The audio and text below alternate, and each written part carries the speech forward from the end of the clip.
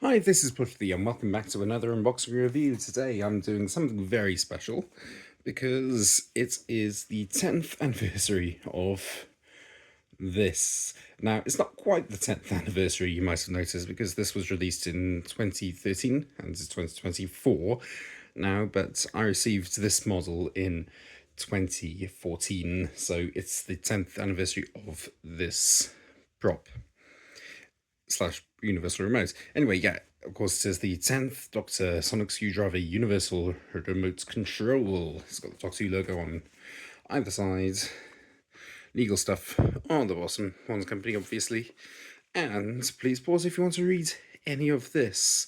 So, one of my draws to this was the fact that it was a faithful 1-to-1 prop replica with extending emitter heads and authentic sound library and so on.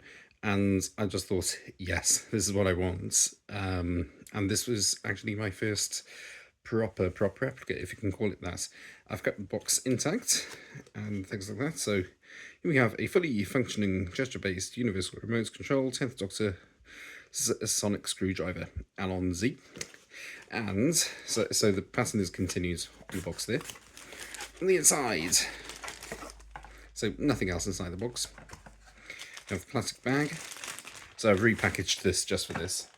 And here is the case itself. So this has, if I hold it up to the light, this has got the screwdriver embossed in it on one side and the One's Company logo on the other. And opening it up, this is pretty much exactly how I had it, and so I've sort of tried to keep it the same way. It's got this a charger. This is a micro USB charger, but this can work off any micro USB. But yeah, the wiring on here is a little rusted. So there you go. So yeah, I don't generally tend to use this one. I tend to use others, but yeah, let's just take that out. So underneath here we have the instructions, and it's got this fantastic, whoops, sort of like X-ray of the screwdriver in closed mode on this side, but this is actually meant to be the remote version. So it's got the speaker there, and that's the activation button. Then the magnet at the bottom tells us all steady and so on. But yeah, this is great. It even has a sort of screwing bits here that I think this is the only version that actually does that. Anyway, I'm just wondering if it has the locking on here as well, but it's kind of ambiguous. Anyway, so yeah, this does have a lock on the inside to make it lock upright. So this is a monster of instructions, but it's quite clear.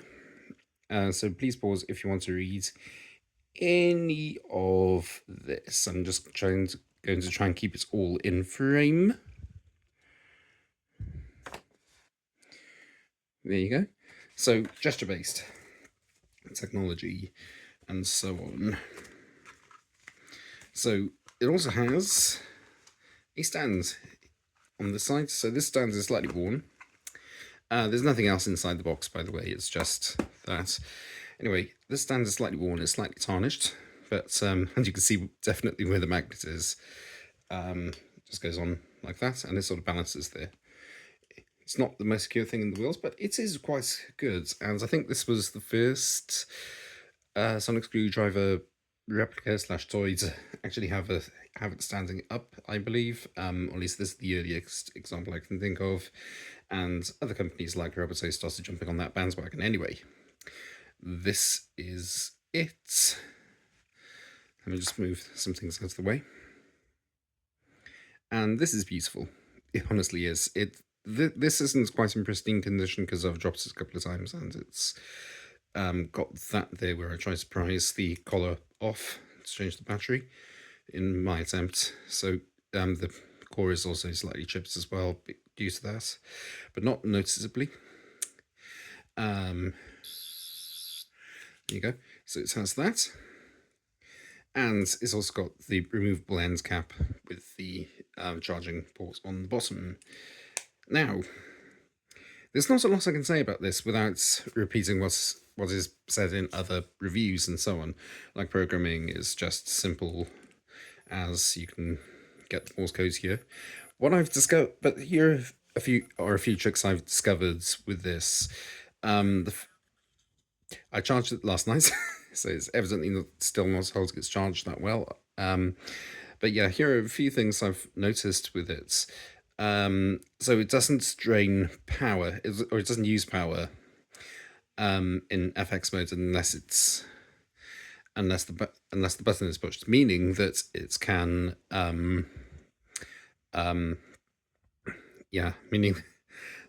meaning that you can leave it in FX modes just as standard, literally all the time, and then just press the button whenever you want to go.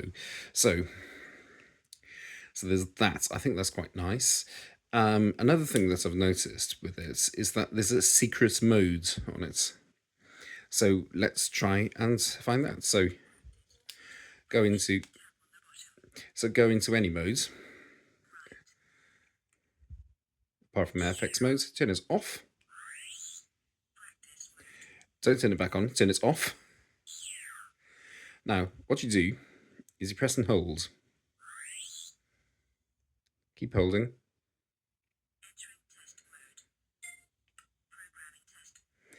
So that's it. Programming test. This is test mode.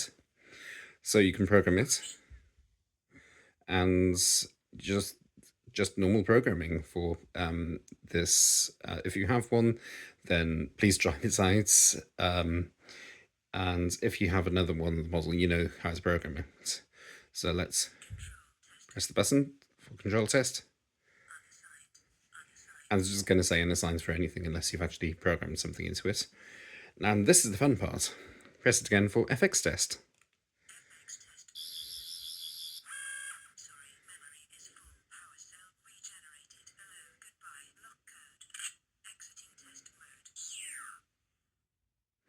I'm hoping that came across on screen, but yeah, you can do that. I don't know whether it works with when you lock it. Let's just do a simple lock.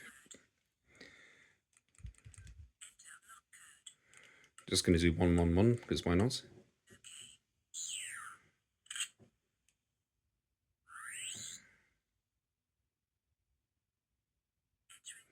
Oh, it still works. Okay.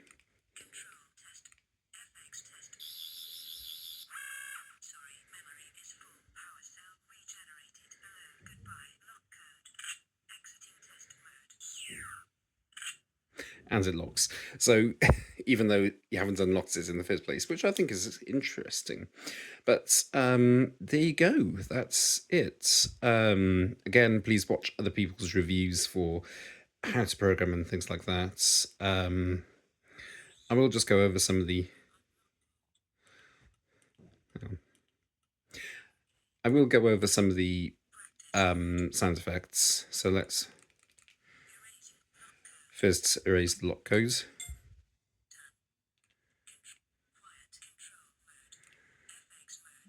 So FX mode is my favorite mode, of course. You've got I've already demonstrated the standard sonic buzz and the Morse codes thing, but you can also have all these other different sounds.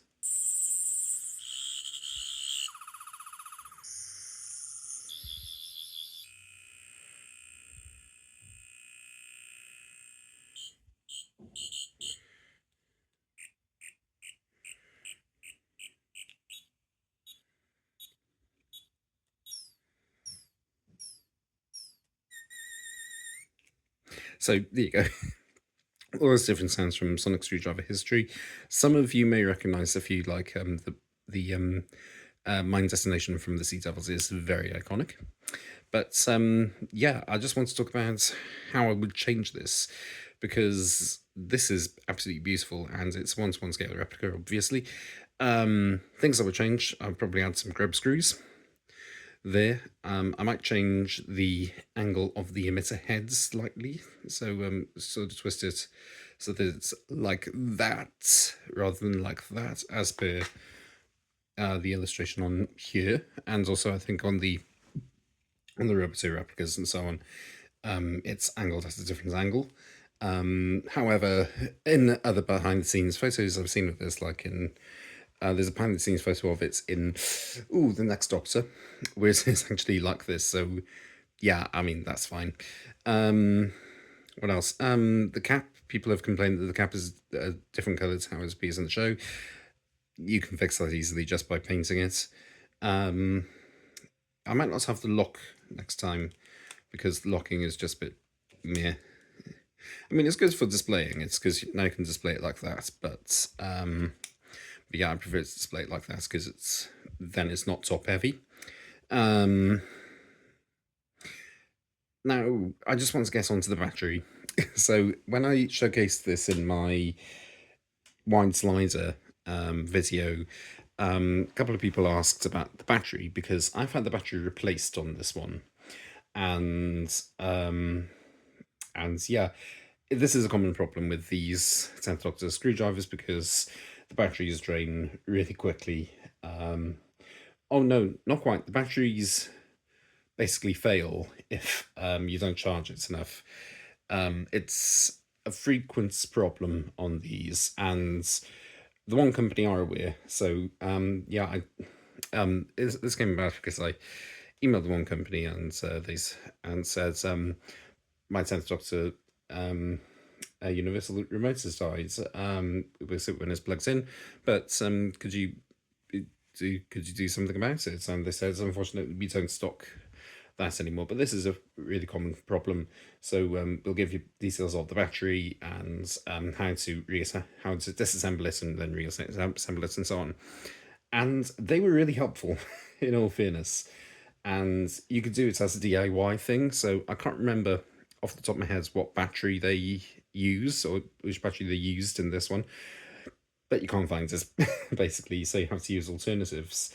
Um, I got mine repaired because I came across a blog post which where this person fixed a different one, and I sort of dropped him an email and just said, "Oh, could you fix mine as well?" And he said, "Sure, send it over."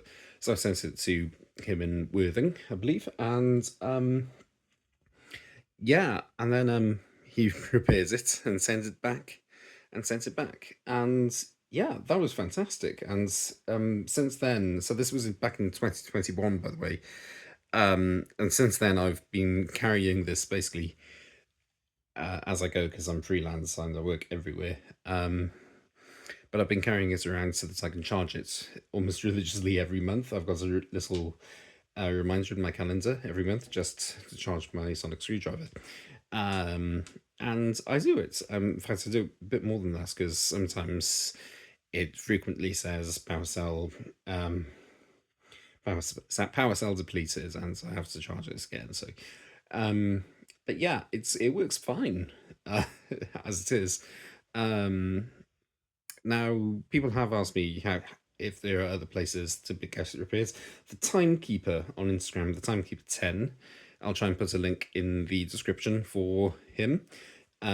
He does, or they do rather, these repairs as well. They also do other screwdrivers. So if you want your CT 11th Doctor Sonic repairs as well, then they can do that for whatever reason. But yeah, they do really good repairs actually. I'm tempted. So they do battery repair, and they can also add grub screws onto this side, and I think they also make this blue strip, which is molded, by the way. It's not a sticker or anything.